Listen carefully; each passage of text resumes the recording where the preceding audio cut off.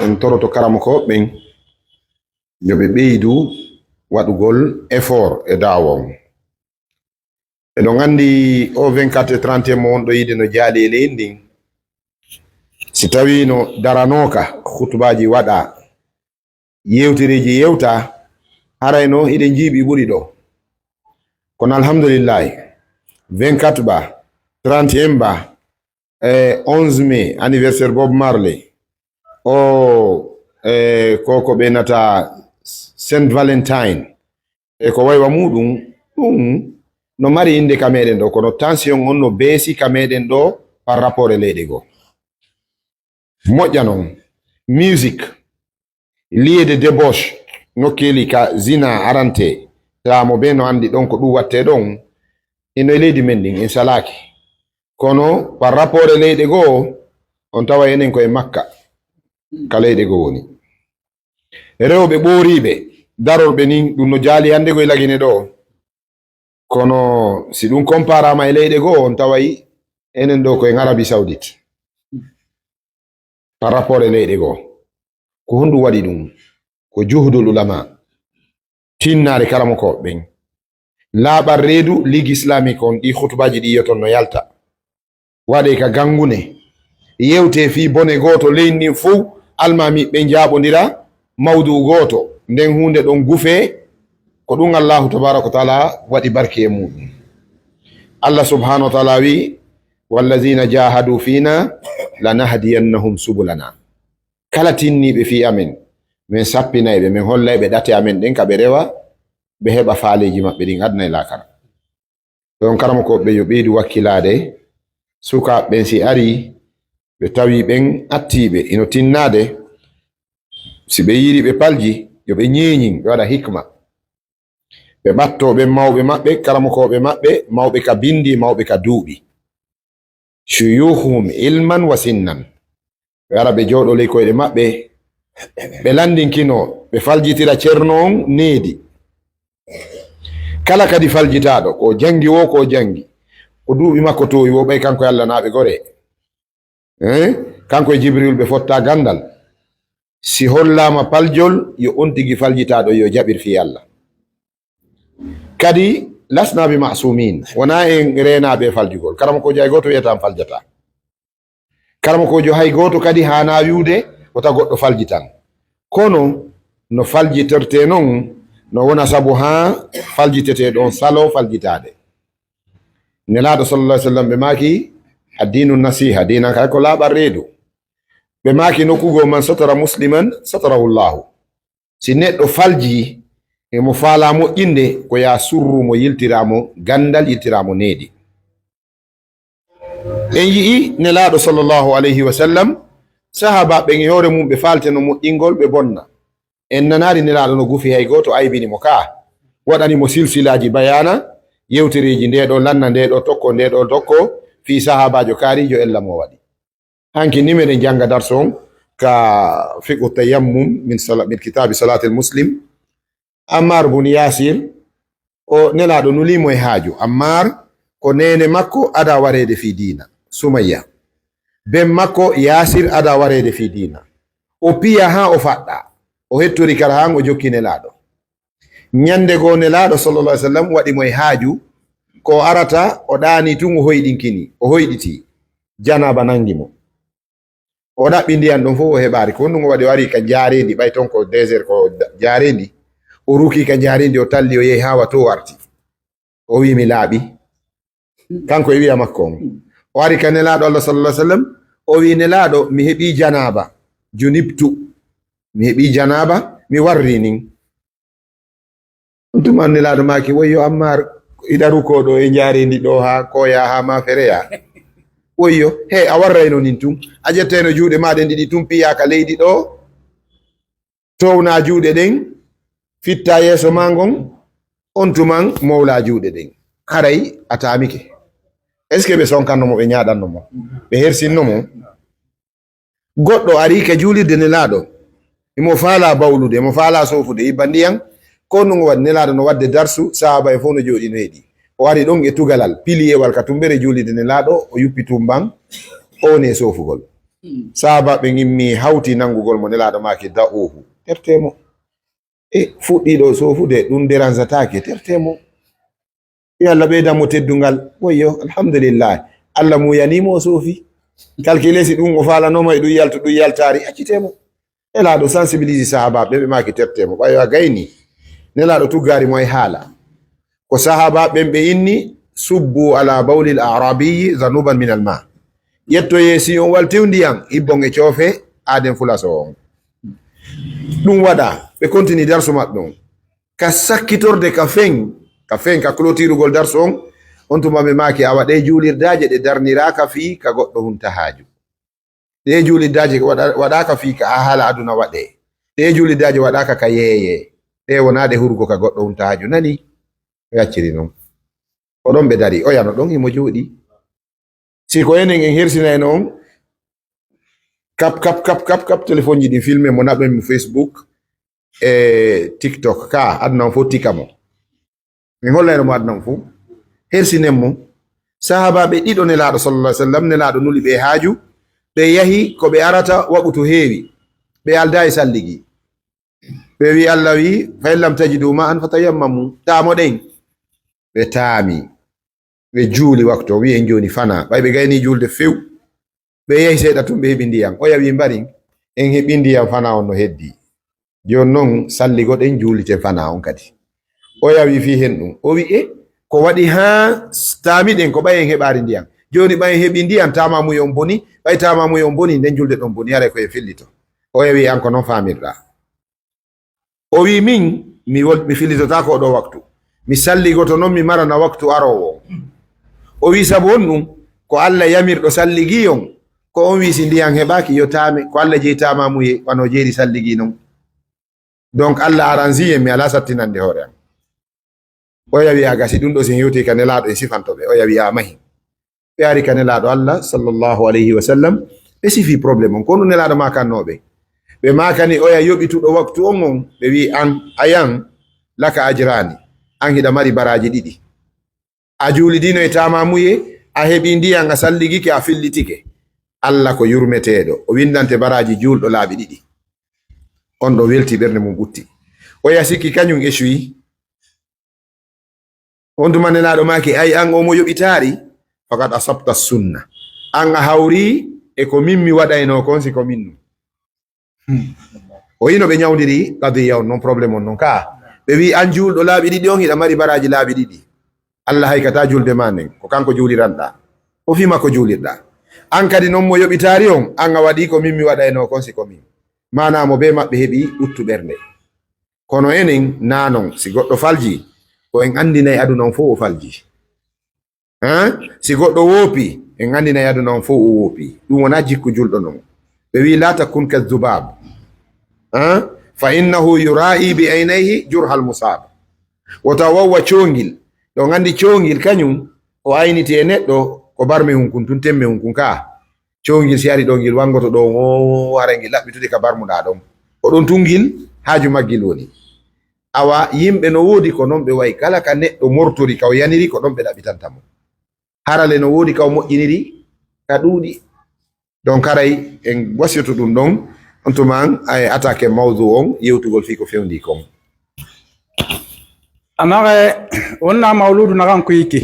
anu 24 hesande 24 31 anun san valentin a mooli anun bon marli xayi kulunji naxan na bama anaxe na lagine matu wontan na kuy kinaxe anun peyi gbete na kinaxe wonna matu wonna limane wontan na ariyan nan kuy arabama lagine few arabama kifay ina gine matu e ma khirma la halaya na gamma anun baru ye bere min maden na kay yene rabama den na kay ina nay matu woma pey anabe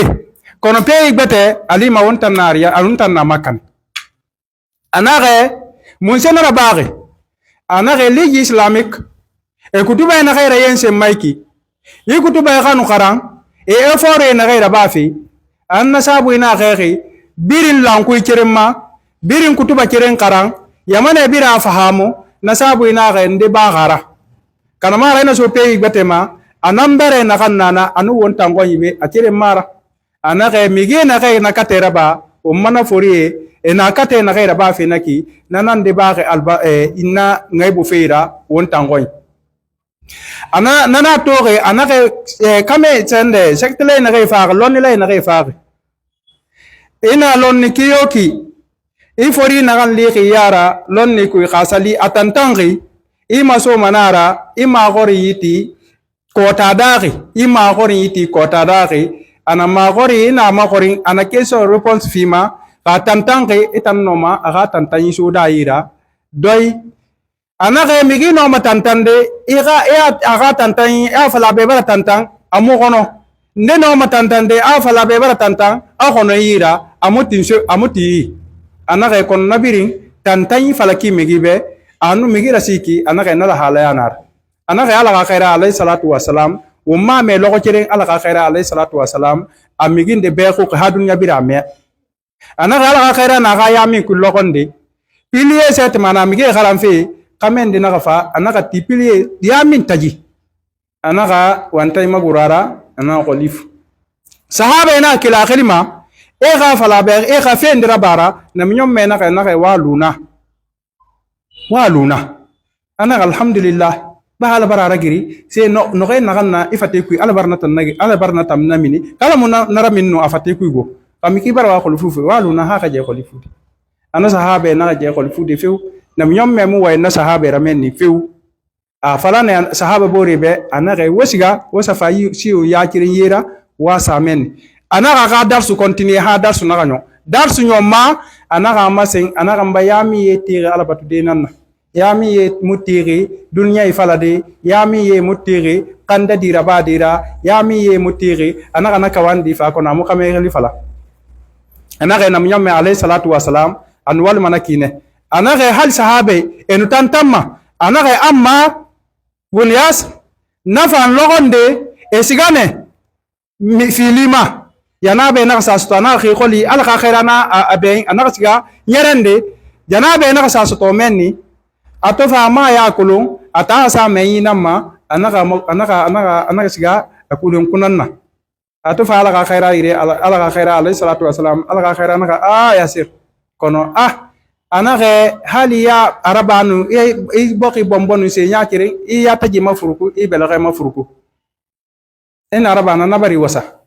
ibaratu kono ma begu anaka mi gifirim fansigane bore enaka siga biasi bore enaka sa ye na nyong ira enaka tamamu ira ba enaka sali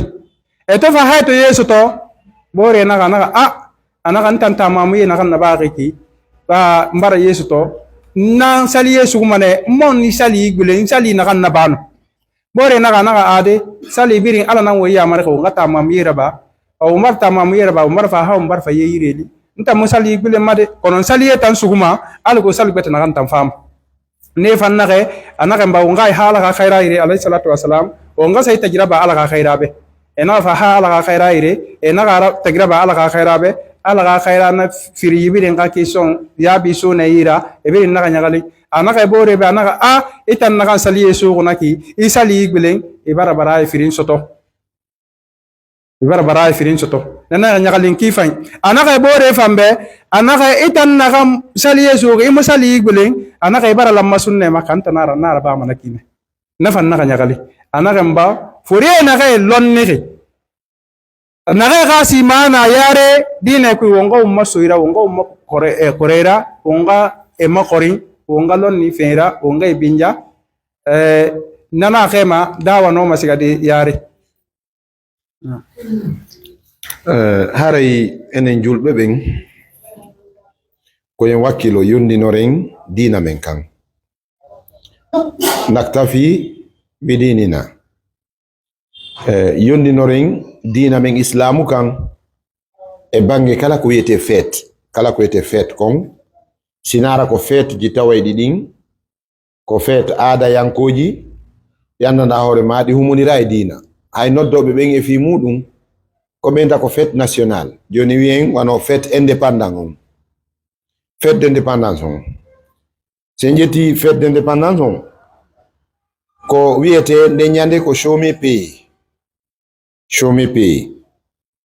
golletaake kono ñallal ngal yoɓete haray fotte nokkel kaari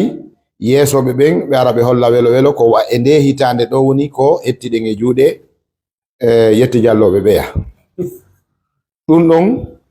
fottane ɗum ɗon ko aada non fof no andi ala yarde on feeto ɗon fi hadis kaarijo no wiɗa mari darajaji 50 ma 90 ma temedere ka sa yiɗi a yeehi a itti kumpa ma sa yiɗi a jooɗiki kama a ndaari télévision on wayna a jeeɗo ton konngol ko ta dérange tun wiya wonata ɗum ɗon c'est à part feetoji ko humodira kon e diina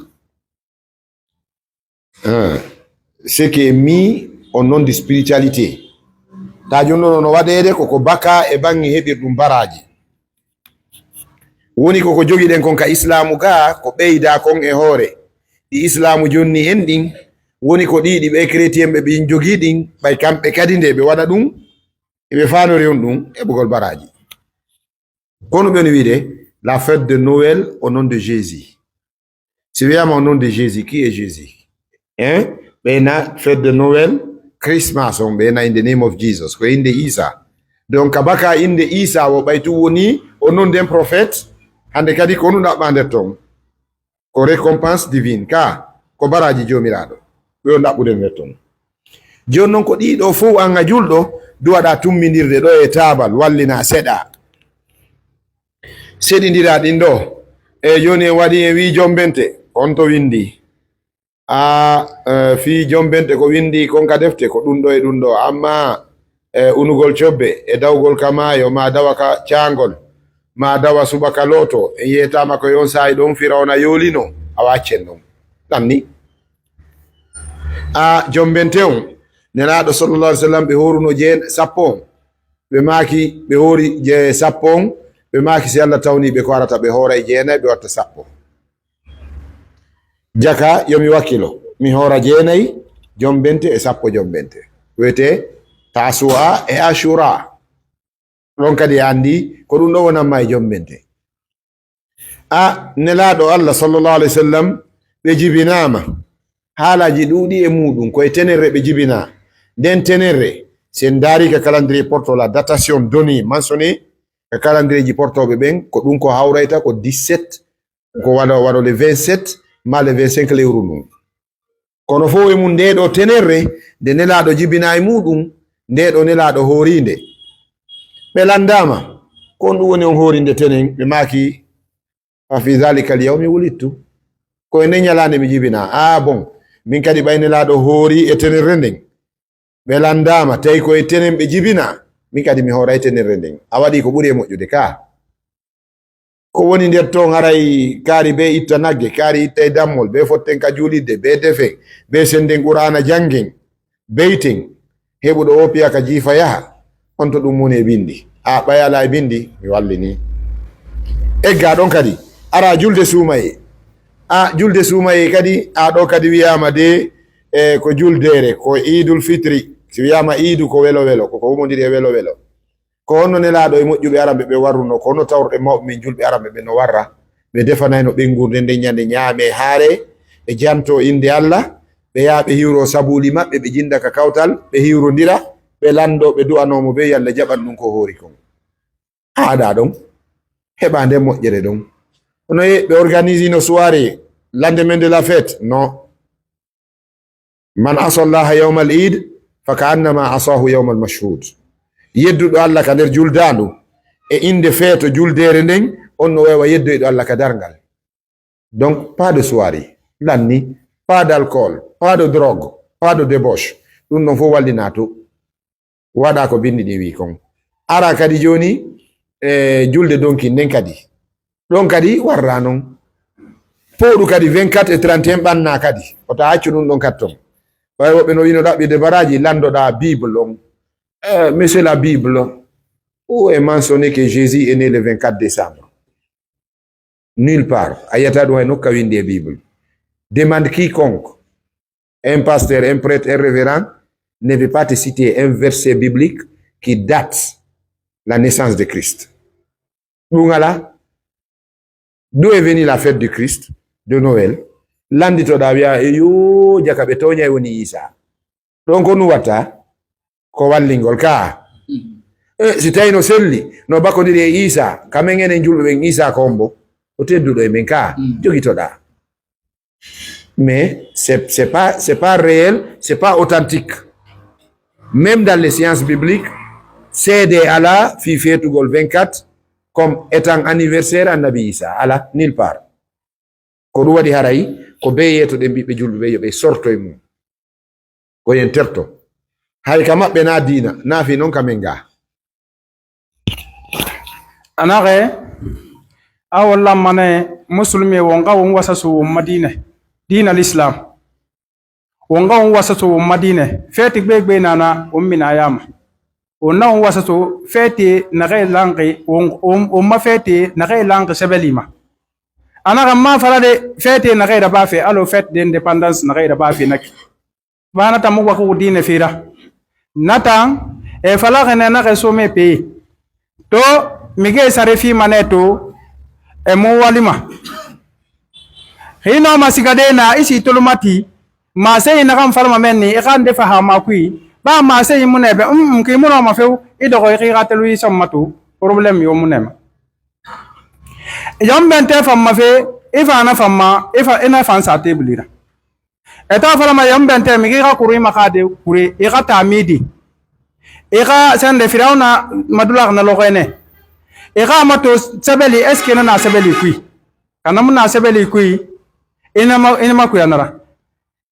na mun yammeta alayhi salatu wasalam amun saraba ga kui anare ki solomonani anon qifu na mun yammeta alayhi salatu wasalam ari solomona sunne anaka nye na kan fama ka sali naka si mayasto nki solomona no nki fusumane ina matu ba na tan lanka sababa ma ina tan naba anaka yombente fa esande donc kin sali fannaki sun gari sali fannaki awa annabi sote na gaiki mege to fala ma naka wonga nam nyomme sotori lendi logene tene logene na annabi sote na minyom me to soto tene loge atam mun sira ba to ne loge na minyom me na ke a san sunne tene loge ena ga ma horin ena ke pe ito sun fe tene mun fera ba ke ana ga mbar na loge ne na to ntene summa ana ke ena tungu afara fe wonga fa ningera yami wonga narla yami na wonga ko biri babiri nga sende o sa ita ko wasa posu ku biri nga siga di ana ke e ga mato eske na sebe ka mu sebe ita ma sebe lito ibila fi for anaka feti birin onna kay birin na bafi wonga birin misire naki nagan na sebelira ombira na fora nabilla Isa go alayhi salatu wasalam e to fa bar lo kay findiki 24 décembre ha 31 décembre namuna ga kitabu ku bible ku immi yo ma khore ma ga fa no dalil yo muna bible ku amuna etanyete gunde ira bafi feti yat mara etam fa yete gunde wumma e wule nan tun tongo ko esa Nabillahi Isa humma alayhi salatu wasalam Nabillahi Isa tan namuraba se na kan na Nabillahi Isa tan mafi ina fam bendun ira maso ira ma yegegi na kan lanka sebelima ibira na fora kana kan muna sebelira igulin na fora anaka feti donga ibiri anaka walla ma ngara bana kine anaka muslimi wonga wasa so mafeti wonga wo madira si ira kulo se na kan madina l'islam na fet na kan na dina l'islam ku wonga na kulo هري في عيسى المسيح عيسى ابن مريم كالتي الدنغال هم ديرغال عيسى المسيح غير مريم كالتي الدنغال وتاتا كون هنا سيدلي في عيسى كو اسلام جي في هنو دندانغال نلابه بين annabaabe ko Allah nuli kom be fu kanu muslimin be fu ko jubi julbe wonno Allah nulari hay goto nelaɗo ma annabajo tawi himo mari dina kawona islam walaqad ba'athna fi kulli ummatin rasulan an ibudu llaha wajtanibu taghut ko ghayatul islam onni at-tawhid nelaɗo e annabajo hay goto Allah wi men nulari yimɓe mum sina o wi ɓe rewe Allah wotindino wajjindinon o ton partage mo ton kafidumo e goɗɗum woɗɗite ko wiyete kon sanamuji ɗin shirkuji ɗin nelaɓe ɓen yanaba ɓen ko julɓe wonno ɓay kaka isa ɗo ɓurɗe yiɗude yo laaɓa jama on ɓay ko ɗum ɗo fewti en ka bible gila e Luc chapitre 1 verset 1 ha hewti proverbe defte jeego wiyetede ɗen évangile ɗen mbinta ka anglais gospel al anajil ɗeɗo defte jeegoɗe fof e majje hay nokku ala e nder majje ka yalti e kara annabi isa e hunduko annabi isa alayhi salam le mot chrétien, le mot christianisme, the word Christianity, nulle part. Ala e defte jeegoɗen ɗeya capanɗe tati ɗeya nogay e jeeɗiɗi ko nogay e jeeɗiɗi tawti jeego woni capantati e tati ko ɗe wiyete bible. Ancien on no jogii 27, évangile on ko inte nouveau testament kon no jogii jeego. Son hawtindiri ɗeɗe fof e majje on nanata ka annabajo woli fi dina sina soumission. Soumission al istislam, jebbilagol, jebbilande. C'est quoi l'islam? C'est la soumission totale. Ko jebbilare wiyete islam. Annabaɓe nelaɓen fuu ko fi jebbilanagol Allah woni ko ɓe noddi. Christianisme manite moƴƴa ɓay sukaɓe wonɓe kay kolji ɓe no andi komin wolde kon. Kala mot en français qui se termine avec SM à la fin est une doctrine humaine. Le capitalisme, le hindouisme, bouddhisme, christianisme, SM à la fin ko doctrine humaine ko goɗɗo moƴƴini ko Allah ko ngala SM à la fin o ngelike o annabi isa alayhi salatu wasalam almasihu kana musliman isa ko julɗo wonno sabu on ɗum isa ko noddi koye soumission jebbilanagol Allah oɗo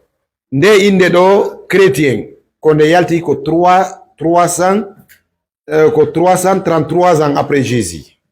à l'Antioche. Selon histoire Antioche Antioche ɗum ko Antakiya ɗum ko Turquie. Paul o wi ka Actes des Apôtres o wi c'est fille à l'Antioche que les disciples feront appeler pour la première fois, les croyants feront appeler pour la première fois des chrétiens. Donc le nom chrétien est apparu après Jésus-Christ. Le nom chrétien est apparu après Jésus-Christ. The name came after Jesus. So joni si tawi inde ne ngari ɓawo Nabi Isa, c'est à nous de demander, donc Jésus était quoi, n'est-ce pas? Le nom chrétien est apparu après Jésus. Donc Jésus était quoi? Un musulman. Donc ɓurana ngara e mun joni dalilaji mun ɗi si fe anaxe binje naxa mbiri faaxi nabila isama won tam musulmi ye wo ngana binje e tongo anaxe mun fera nabila isa musulmi nar Allah subhanahu wa ta'ala khairai naxe birin xe abirin xe ne musulmi ne birinna abiri ya mar ne xa Allah subhanahu wa ta'ala batu re makuya birin kafira abirin musulmi nar anaxe yi igana kitabu asinge moxayni solo ferinara yibore niveau testament senninara senninu moxayni solo fere to nge saxannum saxan xam naki ana xayna na birin kuy mato imomo chrétien to makuy amuna few njife minix nabillahi isa dange kambe ne na rabaxi turkine ala faxi masi naxan naki aye naxan naki sm nara nyon aya yoma alima migina na yalange Allah subhanahu wa ta'ala tan namuna alqa kitabu yokui anage qafi yalange nar a muslimi lamane aga mato nabilla isa ikrite ya eske yati asebe khinara ba amuna itanyete gundi ga kitabu kui amuna yete gundi ga kitabu kui amuna won famma kitabu kui wala mane wonga ummakuya yifera wonga ya fen kifa mbe man wonga so ayama. Donc nous no labanain Jésus n'a pas laissé le christianisme car le nom est apparu après Jésus. Annabi Isa a créé le christianisme. Quand on crée le christianisme le père fondateur du christianisme c'est Paul ko Paul moƴƴini christianisme o wonɗo won fewno ɗo alléluia on ko Paul moƴƴini ɗum annabi isa wona ɗum o jogino annabi isa dewal makko nun ko salligagol juula bible no mansoni ɗum en ala tan yahugol e muɗum fou on faami ko salligagol juula wonno dina isa e mantugol reweteɗo wonɗo dow ga on ko ɗum wonno dina annabi isa alwuduu wassalatu wa zicrullahi taala on gelike donc jon noon Paul finança antichrist ɓe ɓen alyahuda ɓen ko ɓen financi Paul hari on tuman ko Saulo wiyete Sol ɓe financi mo o modifie bible on ene yetti Allah qur'ana na yetti en ka yuharrifuna al-kalima an mawadi'ihi min ba'di ma aqaluhu wa ya'lamun Allah wi ɓe waylay ayeje ɗen ka defte Allah hara ɓe andi ɓe waylude goy ɓe anda koye bonki ɓe woni donc Paul wayli bible on changi avec toutes les modifications ko Paul waɗi kon ka bible o wawano ittude fof ha joni inde islam no windi ka bible inde makka no windi ka nder bible donc eko waywa muɗum e sifaji nelaɗo on muhammadin sa sallam description ji makko ɗin hino ka nder bible ɓe wawani ittude ɗum e hore ko ɓe iti kon fop anare yi Paul nabilla isa to dangi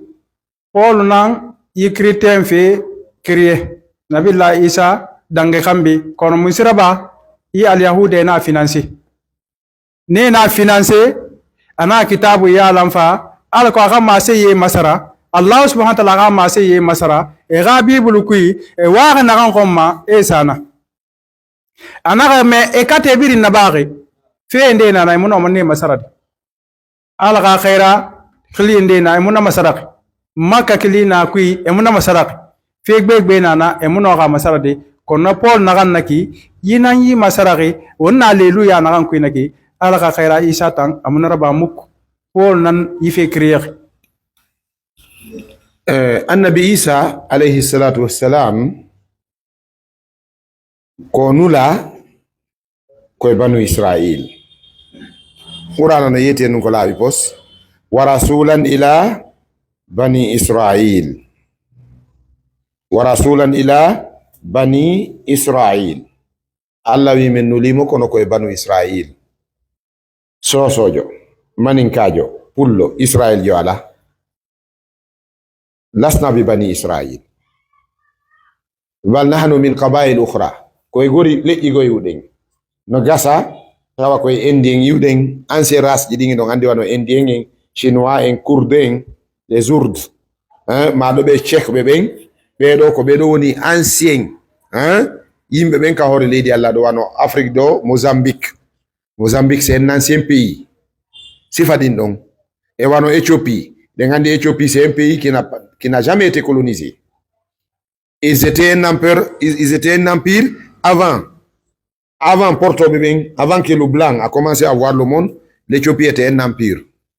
Donc, del leyde ɗon no wawi wonde ara ko ton iwɗen kono wona en Israël. Anna Moussa kono la koye banu Israël.